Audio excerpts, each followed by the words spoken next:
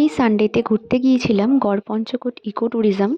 তো জায়গাটা কিন্তু খুব সুন্দর, আমার তো খুবই ভালো লেগেছে। আর শ্রমণের জন্য বিশেষ করে যাওয়া, ও কিন্তু ঘুরতে খুব পছন্দ করে, তাই মাঝে মধ্যেই কিন্তু ওকে নিয়ে বেরিয়ে পড়ি। তো জায়গাটা খুবই সুন্দর, এখানে সুইমিং পুল, তারপরে পার্ক, আরও নানান রকমের কিন্তু ছোটোখাটো সাইট সিন আছে, এই যে ঝর্ণা।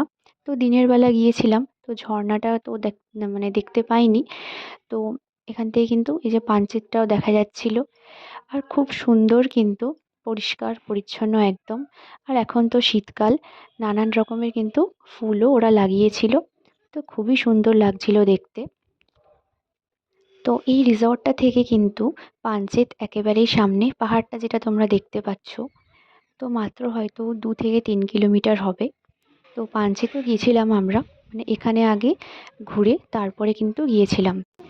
তো মাঝখানে দুপুরে এখানে লাঞ্চ করেছিলাম এই রিসর্টে। তো খুব সুন্দর কিন্তু অ্যারেঞ্জমেন্ট ছিল। আর এই যে তোতো দেখো খাওয়া হয়ে গেছে, তারপরে বাইরে একটু মজা করছিল। তো মোটামুটি 3টে সাড়ে 3 দিকে ওখান থেকে বেরিয়ে গিয়েছিলাম পাঞ্চেতে সানসেট দেখবো বলে। তো যাই হোক, সেটা পরে ব্লগে শেয়ার করব। দেখা হচ্ছে পরের ভিডিওতে।